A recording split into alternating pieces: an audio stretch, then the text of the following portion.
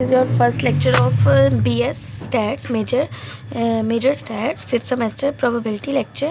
First of all probability है आपके पास uncertainty को शो करता है किसी भी चीज़ की.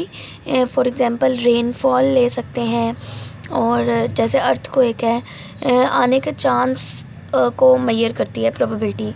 अनसर्टेनिटी होती है simple.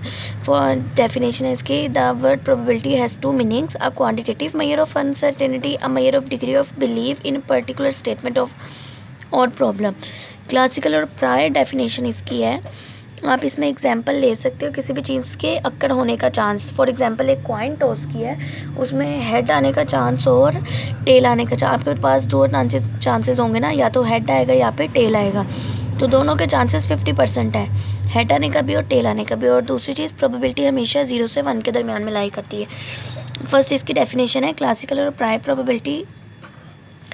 if a random experiment can produce n mutually exclusive and equally likely outcome, and if m out of these outcomes are considered favorable outcome of a certain event A, then probability of event A denoted by probability of A is defined as the ratio m over n. आपने probability find करें हैं. For example एक event है probability of A is equal to favourable outcome आने का chance आपके पास m है और total number of possible outcome आपके पास n है. तो probability of A is equal m over n हो जाएगा. नेक्स्ट आपके पास डेफिनेशन है रिलेटिव फ्रीक्वेंसी. इसमें आपके पास रैंडम एक्सपेरिमेंट रिपीट होता है लार्ज नंबर ऑफ टाइम, जिसकी वजह से n जो है अप्रोच कर जाता है इन्फिनिटी को. तो आपके पास इसकी होता है formula probability of A is equal to limit n approaches to infinity m over n. Next आपके पास इसकी डेफिनेशन है एक्सियम्स हैं इसके डेफिनेशन ऑफ प्रोबेबिलिटी के. प्रोबेबिलिटी हमेशा 0 से 1 के दरमियान में लाई करती है और टोटल प्रोबेबिलिटी जो है किसी भी इवेंट के आने की वो 1 होती है हमेशा. और अगर दो events A and B mutually exclusive events हैं तो probability of A union B हमेशा इक्वल होगी probability of A plus probability of B के. नेक्स्ट आपके पास है सब्जेक्टिव और पर्सनलिस्टिक प्रोबेबिलिटी. ये आपके पास क्या होती है सब्जेक्टिव और is a measure of strength of a person's believe regarding the outcome of an event A. Event A आने का जितना चांस होगा वो आपके पास सब्जेक्टिव प्रोबेबिलिटी होती है. सबसेट होता है if every event of subset A is also element of set B then it is defined to be a subset of B, A and B written as. For example जैसे आपके पास A जो है उसके elements हैं 4 और 5 और B जो है उसके एलिमेंट्स हैं 5. तो इसका मतलब है B के सारे एलिमेंट्स A में मौजूद है तो वो B सबसेट है A का. इसी तरह अगर आपके पास A इज़ इक्वल है 4 के और B इज़ इक्वल है 1 2 3 और 4 के, तो A के सारे एलिमेंट्स B में मौजूद है तो इसका मतलब है A जो है वो सबसेट है B का.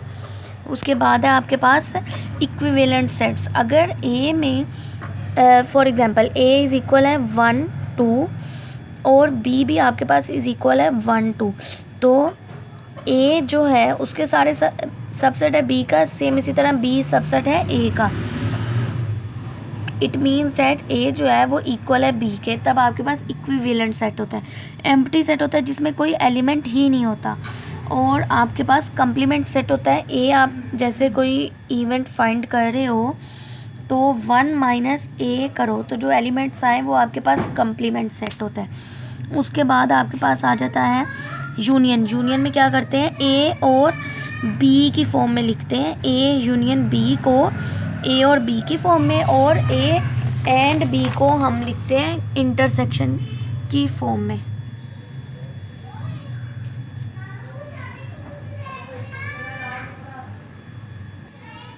ए और बी के फॉर्म में. और सेट डिफरेंस फाइंड करना है तो ए में से बी को माइनस करना है तो ए माइनस बी में से ए को माइनस करना है तो बी माइनस ए करते हैं.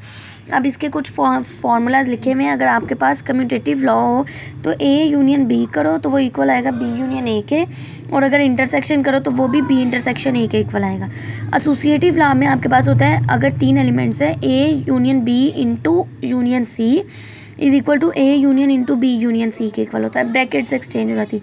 इंटरसेक्शन के साथ भी सेम चीज़. डिस्ट्रीब्यूटिव लॉ में एक जगह पे इंटरसेक्शन यूज़ होता है तो दूसरे फॉर्म में आपके पास यूनियन आता है.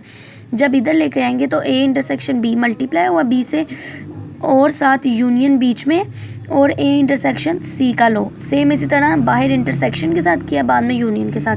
आइडेम्पोटेंट लॉ होता है कि आप ए को यूनियन करो ए के साथ तो भी ए आए, ए को इंटरसेक्शन करो ए के साथ तो भी ए आए।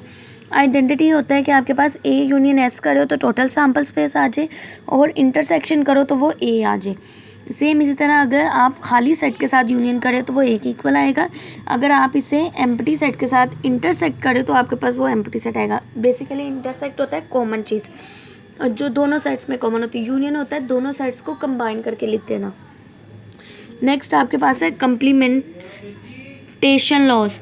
उसमें क्या होता है, ए को यूनियन करो ए कॉम्प्लीमेंट से, ये बार कॉम्प्लीमेंट को शो करे तो वो सैम्पल स्पेस ए के एलिमेंट्स प्लस जो ए में एलिमेंट्स नहीं है वो, तो वो आपके पास आ जाएगा sample total set sample space. और अगर यही आप इंटरसेक्ट